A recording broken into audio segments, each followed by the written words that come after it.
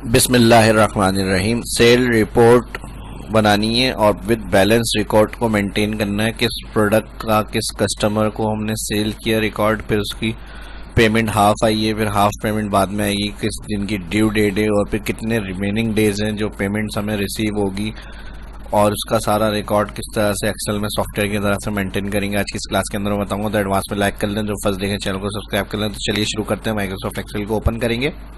अब यहाँ हमारे पास टोटल 4 शीट के ऊपर काम होगा। एक मेन शीट होगी सेल्स रिकॉर्ड की, जिसमें सेल डेट होगी, कस्टमर नेम होंगे, प्रोडक्ट होगी, टोटल अमाउंट कितना बना उनकी जो हमने सेल की है, और फिर रिसीव अमाउंट, और फिर ड्यू डेट, और फिर यहाँ पर उनकी रिमेनिंग डेज, यानी बाकी पेमेंट कब देंगे उनके रिमेनिंग डेज यहाँ पे आ जाए। और इसके अलावा यहाँ पर शीट 2 पे आ जाएंगे। शीट 2 पे हमारे पास serial customer receive total payment balance, इसको फॉर्मेट को मैं यहाँ से सिलेक्ट करके ऑल बॉर्डर दे रहा हूँ। ये हमारी शीट 2 हो गई, जिसके ऊपर हमें जो पेमेंट रिसीव हो रही है उसकी पेमेंट के साथ बैलेंस रिपोर्ट यहाँ पर हमें पता चलती रहेगी। उसके बाद शीट 3 के ऊपर हमारा कस्टमर रिकॉर्ड, फिर शीट 4 पर हमारी प्रोडक्ट डिटेल जो हम सेल कर रहे हैं। तो यहाँ पर सबसे पहले हम कस्टमर नेम ऑल यहाँ तक हमें वर्क करना है। जैसे हमारी डेटा एंट्री होगी तो इसको मैं यहाँ से फॉर्मेट को आगे ऐड कर रहा हूँ नीचे, ताकि बाद में जो भी हम इसके अंदर एंट्री करें रिकॉर्ड के अंदर तो वो हमारा अपडेट होता रहे डेटा एंट्री के लिए। तो ये जितनी बड़ी शीट आपको बनानी है अपने हिसाब से आप इसको नीचे फिल कर लें। सही है जी। अब इसके बाद यहाँ पर आएंगे फर्स्ट सेल में, और यहाँ पर हम प्रोडक्ट नेम को सिलेक्ट कर रहे हैं ताकि कस्टमर जो है हमारा, इसको कंट्रोल शिफ्ट डाउन, एंड तक 10 लाख रो होती है, यहाँ तक हमारा काम हो सकता है। तो हमने इसको सिलेक्ट करा, और सिलेक्ट करने के बाद डाटा में जाएंगे, क्योंकि हमारी मेन शीट है सेल्स की, इसके ऊपर सेल्स होती रहेगी, हम एंट्री करते रहेंगे। तो लिस्ट बनानी है हमें, हर सेल में ड्रॉप डाउन कस्टमर नाम आते रहे हमारे पास, और यहाँ पर हम जाएंगे कस्टमर, और यहाँ पर हम जाएंगे कंपनी नेम।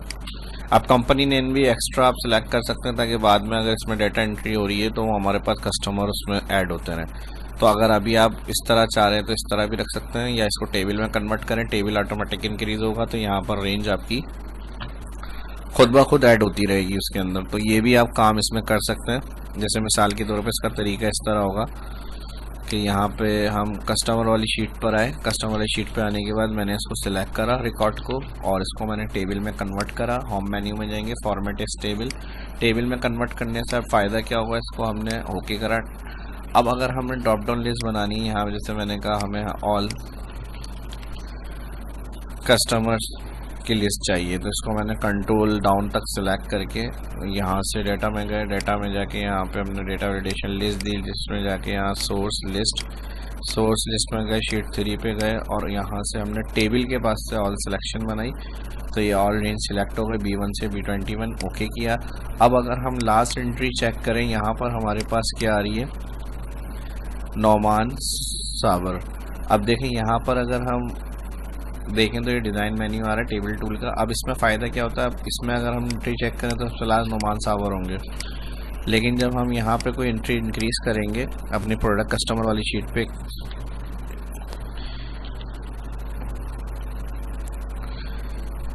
ठीक है जी, अब मैंने इनको एस लगा दिया बाज रपिंग्स।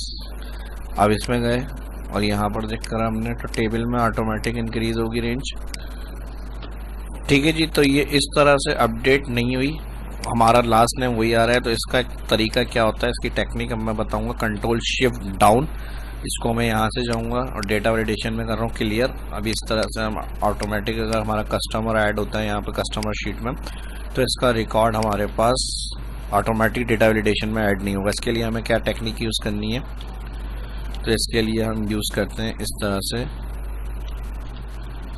इनडायरेक्ट, और जो टेबल में कन्वर्ट किया था हमने डाटा, इसकी हेडिंग के बाद यहाँ क्लिक करेंगे तो यहाँ टेबल, जितने टेबल बने हुए होंगे वहाँ टेबल, अगर फर्स्ट से डेटा टेबल में तो टेबल 1 के साथ उसका कंपनी जो हेडिंग होगी आपकी कॉलम की वो आएगी, और इस तरह एंटर करेंगे। बस अभी यहाँ कुछ नहीं होगा, इसको मैंने लिख कर आपको समझाया है। यहाँ से आप जो इक्वल आ रहा है यहाँ पे ब्रैकेट क्लोज के बाद यहाँ इक्वल लगा दें और एंटर, और अब इस सेल को यहाँ से उठाएं, कंट्रोल C कर लें कॉपी, और कहाँ हमें लिस्ट बनानी है अपनी कस्टमर नेम में, कंट्रोल शिफ्ट डाउन, इंटायर पूरी शीट पे बनानी है। Control data validation list source और ये फार्मूला यहाँ पे पेस्ट। ओके, अब लास्ट देखें हर सेल में ड्रॉप डाउन लिस्ट बन गई। कस्टमर से जो पेमेंट रिसीव होगी, सेल हो रही है, वो आप यहाँ एंट्री करेंगे। अब मिसाल के तौर पे लास्ट वाली एंट्री क्या आ रही है, एबीएस रिपेयरिंग। अब हमने शीट 3 में हमारे पास नया कस्टमर आ गया। नया कस्टमर हमने क्या करा, इसको टेबल में डेटा कन्वर्ट, ये एंड पॉइंट बना हुआ है टेबल का, टैब यूज़ करेंगे। नेक्स्ट रो खुद ब खुद टेबल इंक्रीज हो गई, रेंज ऐड हो गई, यहाँ पे हमने इधर ऐड करी और यहाँ पर हमने कर दिया अली कंपनी।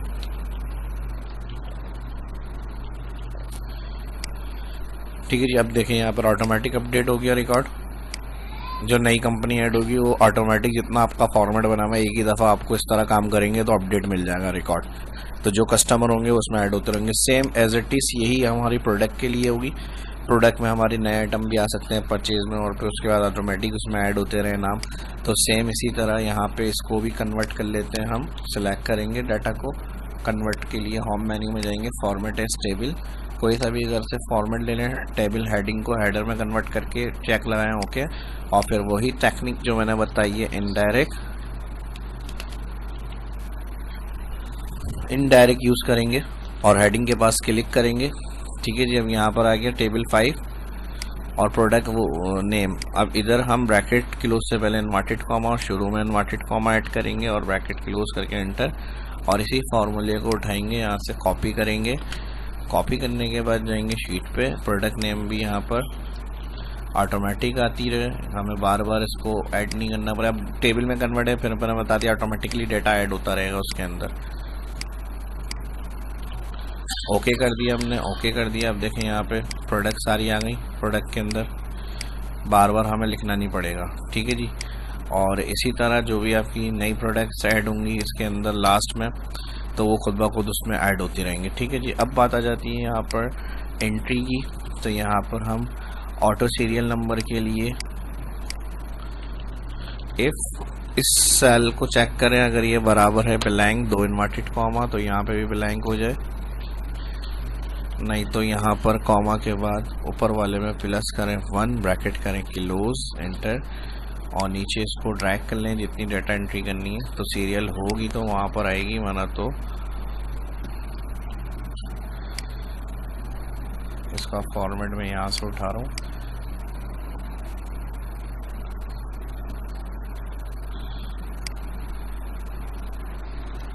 कलर मेरा हट गया तो मैं फॉर्मेट पेंटर से लेके दोनों को सिलेक्ट कर रहा हूँ और एंड तक इसको सिलेक्ट करेंगे, यहाँ से कलर दोबारा आ जाएंगे, कोई मसला नहीं है। तो यहाँ पे आ जाएगी डेट। अब ऑटोमेटिक ऐसे ही हम डेट एंटर करेंगे, जैसे मिसाल के तौर पे 1 जून को हमारी कस्टमर सेल हुई और हमने यहाँ पे कस्टमर इनको सेल करी, इनको प्रोडक्ट क्या सेल करी हमने, ये सेल करी, इनका टोटल अमाउंट। इधर थोड़ा सा और काम कर लेते हैं, यहाँ पहले अमाउंट आ जाए तो यहाँ पे अमाउंट इंसर्ट, फिर उसकी क्वांटिटी, फिर उसका टोटल अमाउंट। तो यहाँ पर अमाउंट ऑटोमेटिक उठाने के लिए हम प्रोडक्ट वाली शीट पे चले जाते हैं और इनके जो प्रोडक्ट्स के हैं रिकॉर्ड्स वो हम यहाँ पर टैब यूज़ करूँगा मैं।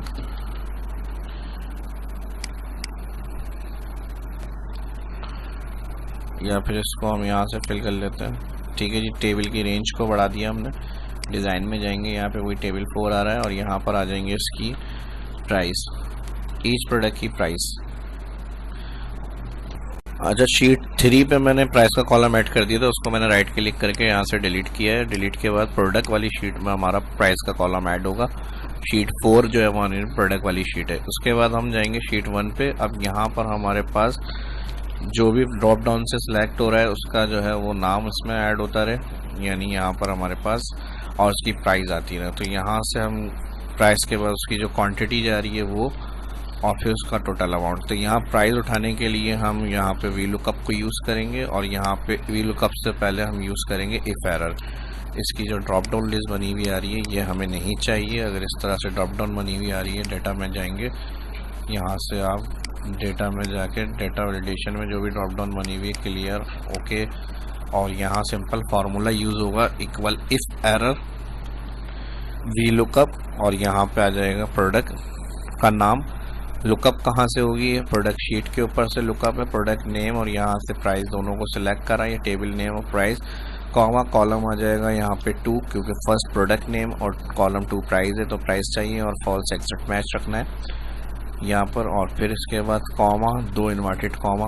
अच्छा, यहाँ पर फॉल्स का वी लुकअप का क्लोज ब्रैकेट, फिर इफ एरर के लिए हम ब्लैंक रखेंगे तो 2 इन्वर्टेड कॉमा, एंटर और ड्रैग। तो जहाँ अभी सिलेक्ट होगा ड्रॉप डाउन से नाम जिस कंपनी को सेल्स हो रहा है तो उसका प्राइस आएंगे, और वरना तो ब्लैंक हो जाएगा, एरर नहीं आएगा। वरना वी लुकअप जो है कोड या नेम ना सिलेक्ट होने की वजह से एरर रिटर्न करता है। ठीक है जी, अगर इस तरह से इसको ड्रैग करने से फॉर्मेट में प्रॉब्लम आ रही है तो कंट्रोल Z कर लें, और कंट्रोल Z करने के बाद इसको सिलेक्शन बनाएं जहाँ तक ड्रैग करना है, और कंट्रोल D कर दें, और यहाँ से कंट्रोल Z कर रहा हूँ मैं, इसमें इस तरह से भी नहीं होगा ये। इसको आप सिलेक्ट करें, हैंडल जो स्टार्ट एंड के सेल पर लिया है माउस, ये ड्रैग होगा। ड्रैग करने के बाद जब आपको जहाँ तक इसको ड्रैग करना है वहाँ तक नीचे माउस को ड्रैग करें, और फिर जब ड्रैग करके क्लिक रिलीफ होगा, ड्रैग जहाँ तक करना है ड्रैग कर लें। क्लिक रिलीफ करेंगे तो एक एंड ये बना हुआ आएगा पॉइंट। अब ये जो फॉर्मेट ख़राब हो रहा है तो इस पॉइंट के ऊपर जाएंगे, फिल विदाउट फॉर्मेटिंग। तो यहाँ फॉर्मेटिंग के अलावा फार्मूला देखें हमारा ड्रैग हो जाएगा इस तरह से। तो ये टेक्निक हो गई। अब ये सेंटर अलाइन करना है, होम में चले जाए, यहाँ से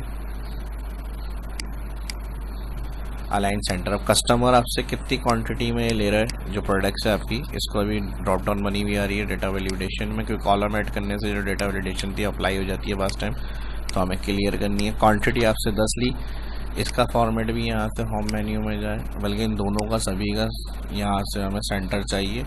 तो यहाँ से हम क्या करेंगे, इसको सेंटर अलाइन।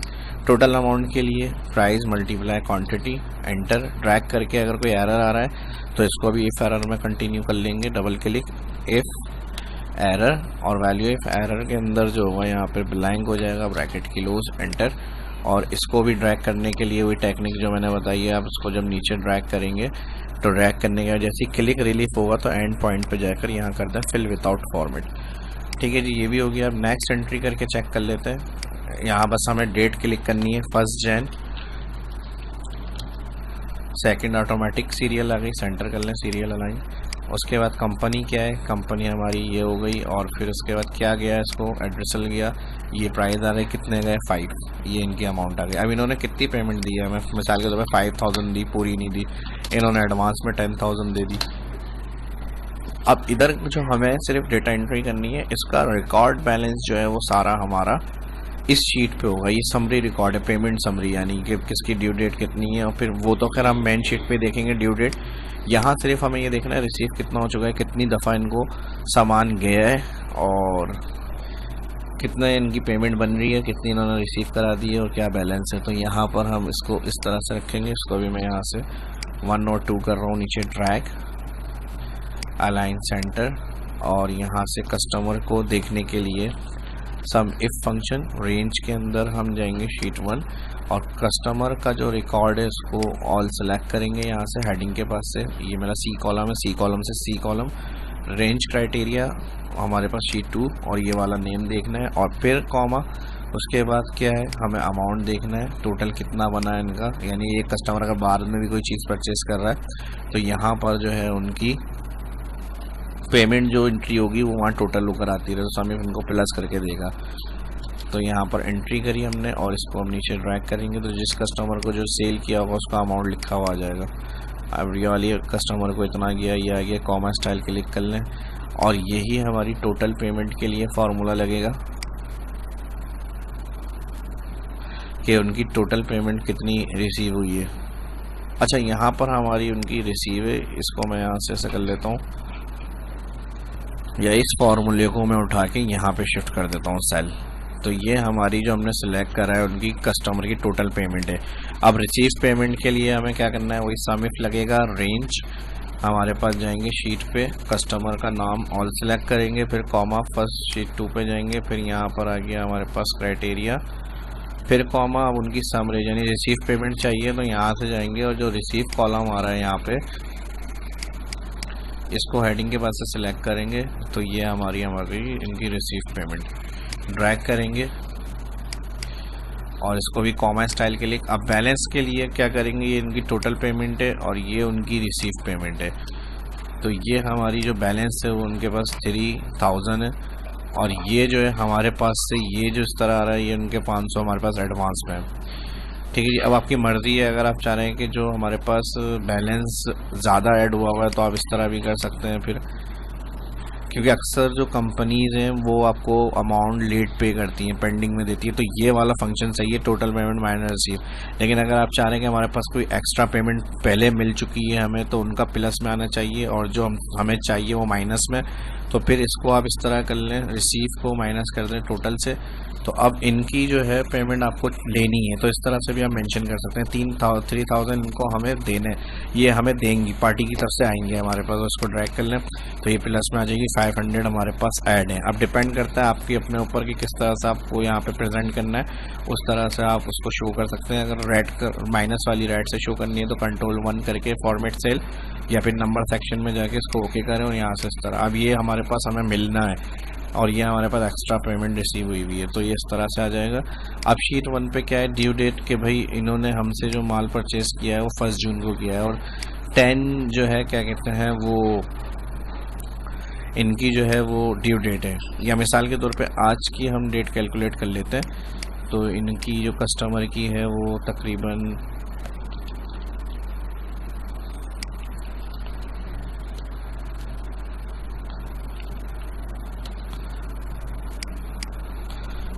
ये हो गई हमारी 18 मई 2022, सही है जी। अब इनको जो है वो पे करनी है ड्यू डेट 28 मई को, ठीक है जी। कस्टमर पे करेगा और फिर ये इनके हमारे पास एक्स्ट्रा पेमेंट आई हुई है, तो इसके लिए ज़ाहिर हम कुछ नहीं करेंगे, इसको हम ड्रैग करेंगे यहाँ पे, जिसकी ड्यू डेट है वो आप लिखेंगे, वरना तो फिर छोड़ देंगे।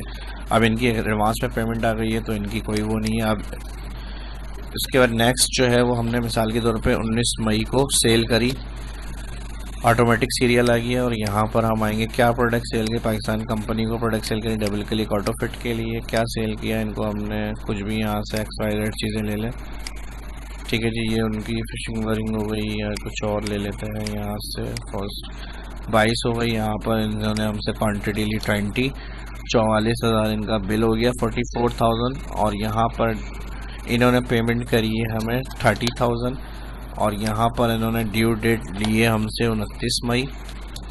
अब हमारे पास रिमेनिंग डेज चाहिए हमें कि कितने रिमेनिंग डेज हैं और वहाँ देखते हैं शीट पे क्या पेमेंट डिटेल आ रही है, तो यहाँ पर जाएंगे शीट पे और ये इनकी पेमेंट डिटेल है कि इस पार्टी से हमें 14,000 रिसीव करना है। अब अगर इस पार्टी ने हमें पेमेंट रिसीव करा दी, मिसाल के तौर पे इन्होंने फिर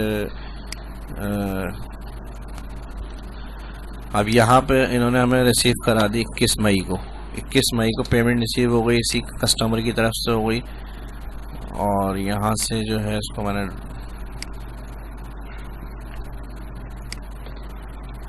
Ctrl+Z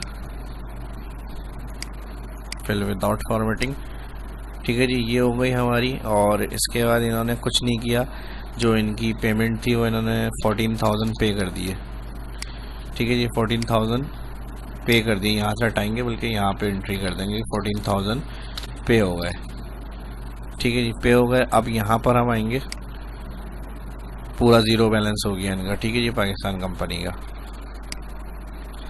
अब आ जाते हैं रिमेनिंग डेज। रिमेनिंग डेज के लिए हम क्या करेंगे यहाँ पर, ठीक है जी। अब इनका बैलेंस हो गया 0 और यहाँ पर हम जाएंगे शीट पे, दोनों पेमेंट हो गई है बराबर 0 हो गया। अब शीट में जाएंगे, यहाँ से इनकी ड्यू डेट हटा दी हमने और यहाँ रिमेनिंग डेज के लिए हम लगाएंगे equal days, due date select comma today, तो रिमेनिंग डेज आ जाए इनके और यहाँ से डेज से पहले इफ़ लगा देंगे।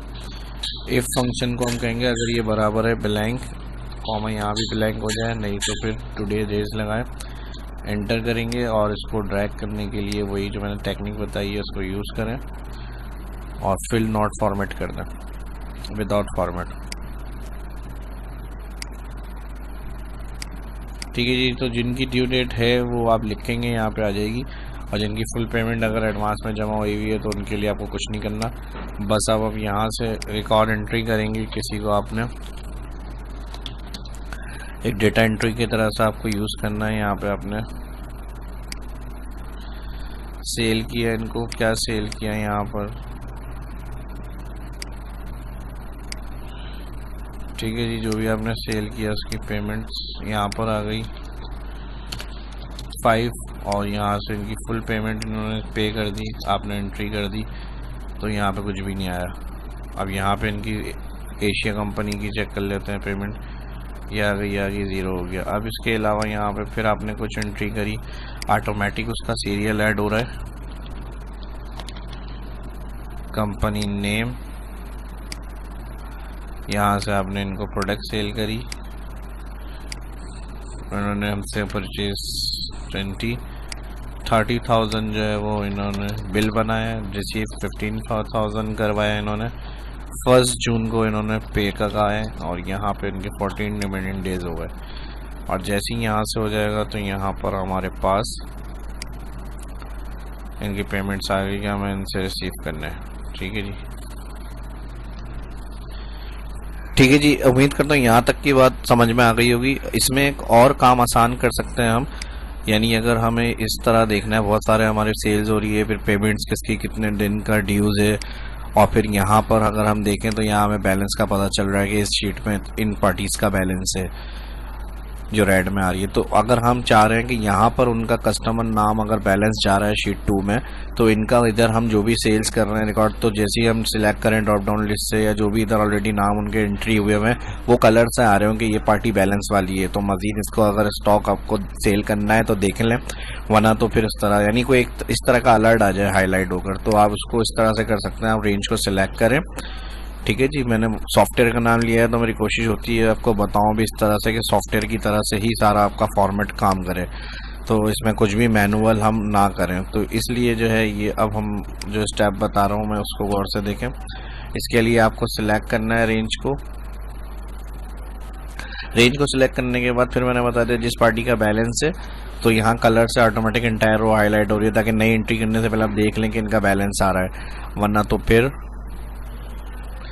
अगर वहाँ क्लियर हो गई पेमेंट तो यहाँ ऑटोमेटिक हाईलाइट खत्म हो जाए। तो इसको सेट करने के लिए इसका डाटा सिलेक्ट करेंगे, कॉलम जितने कॉलम आपके सेल्स रिकॉर्ड के हैं उसको सिलेक्ट करने के बाद यहाँ पर जाएंगे condition formatting new, use formula में हम जाके टाइप करेंगे वी लुकअप। जी हाँ, वी लुकअप का कमाल देखें अब क्या होगा, V lookup bracket open, lookup value हमने कहा इस सेल को लुकअप करना है। अगर आप चाह रहे हैं पूरी इंटायर रॉ हाईलाइट हो तो आप इसको 2 दफ़ा F4 प्रेस करके कॉलम वाइज एब्सोल्यूट कर दें, और अगर आप चाह रहे हैं सिर्फ सेल नाम वाला हाईलाइट हो तो फिर आप इसका डॉलर हटा के सिंपल C2 सेल एड्रेस कर दें। लेकिन मैं चाह रहा हूँ पूरी इंटायर रो हाईलाइट हो तो मैंने कॉलम वाइज फिक्स करके कॉमा लगाया। अब वी लुकअप की लुकअप वैल्यू ये सेल और उसका जो टेबल एरर रेंज होती है वो हमारी शीट 2 पे जाएंगे। बेस हमारा नेम है तो सीरियल सिलेक्ट नहीं होगा, या हेडिंग के पास से चारों कॉलम सिलेक्ट जिसमें नाम स्टार्ट हो रहा है, क्योंकि लुकअप वैल्यू नाम है हमारी। ठीक है जी, ऑल कॉलम सिलेक्ट के बाद यहाँ कॉमा लगाएंगे। अब वैल्यू हमें किस में चेक करनी है, कॉलम 4 में, क्योंकि नेम हमारा 1 2 3 कॉलम 4, तो यहाँ हम कॉमा वैल्यू कहेंगे 4, कॉलम चेक करें और फॉल्स कंडीशन फिक्स मैच करें। क्या मैच करें, जो लेस देन 0 हो। और किस तरह मैच, कंडीशन हाईलाइटिंग के लिए लगा रहे हैं, फॉर्मेटिंग अप्लाई करने के लिए, तो इस तरह से हम इसको कलर देंगे कि इस कलर से जो है वो हाईलाइट करें और उसका फॉन्ट कलर जो है बोल्ड हो जाए, यहाँ से वाइट, ओके हो जाए। अब देखें यहाँ पर खुद ब खुद यहाँ पर जो है आपको इस तरह से जो आपका कस्टमर होगा कलर हाईलाइट होगा। मिसाल के तौर पे ओलंपिया और हुमायूं कंपनी का बैलेंस है, शीट 2 पे गए, ओलंपिया और हुमायूं कंपनी दोनों साथ आ रही है, बैलेंस है। अब अगर मिसाल के तौर पे इन्होंने बैलेंस पे करा, 25 तारीख को इन्होंने बैलेंस पे कर दिया हमें, ठीक है जी, ओलंपिया कंपनी कुछ परचेज, अब देखें जैसे ही नई एंट्री कर रहे हैं तो खुद ही हाईलाइट दे रहा है कि बैलेंस वाले हैं। इस तरह आपने क्या किया, इनको इधर आके एंट्री करी, कितना बैलेंस था इनका 1500, आपने कोई ट्रांजैक्शन नहीं हुई, सिर्फ पेमेंट के लिए इन्होंने हमें पेमेंट सेंड करी है, 1500 बैलेंस हो गया। ऑटोमेटिक कलर से जो है वो कंडीशन हाईलाइट, और यहाँ आप समझ जाएंगे कि बैलेंस वाले नहीं है तो इनका रिकॉर्ड क्लियर हो गया, यहाँ से इसको क्लियर कर लें। तो और आसानी करके आप इस तरह कर सकते हैं। अब बैलेंस 0 हो गया होगा शीट 2 पे, ठीक है जी। अब कोई ऐसी कंपनी जिनका बैलेंस आपने नया रिकॉर्ड में ऐड करा तो खुद ब खुद जो है उनका यहाँ पे बैलेंस हाईलाइट होगा। आप देखें, अब जैसे यहाँ पर हमने एक नई कंपनी ऐड करी, सीरियल ऑटोमेटिक आ गया। अब क्या कंपनी है, ये वाली कंपनी आ गई, इन्होंने हमसे क्या परचेज किया, ये ले लिया इन्होंने, इसकी प्राइस ये है। अब इन्होंने बैलेंस जो है वो हमें फुल अब जैसे अभी बैलेंस नहीं आया अमाउंट, तो अब राइड हो गया कि पैसे नहीं आए। जैसे ही अब उन्होंने अमाउंट दिया, ऑटोमेटिक हाईलाइट खत्म, बैलेंस जीरो। या फिर उन्होंने पूरी नहीं करी पेमेंट, फिर भी इनकी कलर से हाईलाइट हो रही होगी। फिर इनकी वही चीज़ें आएंगी कि भाई इनकी ड्यू डेट क्या है, इन्होंने किस दिन का कहा है पे करने का, तो आप यहाँ पे इनकी फिर एंट्री इन्फॉर्म करने के लिए लिख दें। तो 12 दिन इनके रिमेनिंग डेज हैं। फिर इन्होंने फ़र्ज़ कर लें अगले दिन अगर ट्रांजेक्शन करी हमारे पास पेमेंट क्लियर करने के लिए कि भाई 26 मई को इन्होंने हमारे पास पेमेंट जो है वो क्लियर करा दी, और कोई यहाँ पे इन्होंने हमसे कुछ नहीं लिया। जो इनकी पेमेंट थी हमारे पास 2100 थी, 1500 इन्होंने पे करे थे, तो 6000 इन्होंने और पे कर दिए। ऑटोमेटिक कलर ख़त्म हो गया, और यहाँ से आप इस चीज़ को क्लियर कर दें। तो ये था आसान तरीका, कंट्रोल Z कर रहा हूँ मैं बैक, और उम्मीद करता हूँ कि आपको वीडियो अच्छी और लगी होगी और पसंद आई होगी। ना पसंद आने की कोई वजह है नहीं, 100% लाजमी अच्छी लगी होगी। तो उस तरह से आपके लाइक भी आने चाहिए, और इस वीडियो को सोशल मीडिया पर आपको ज़्यादा से ज़्यादा शेयर भी करना है, ताकि और लोग भी सीख सकें और सॉफ्टवेयर की तरह से एक्सेल शीट को किस तरह यूज़ कर सकते हैं वो भी देख सकें और सीख सकें, और इसी तरह से वो अपने आगे सेंड करते रहें ग्रुप्स के अंदर। तो शाह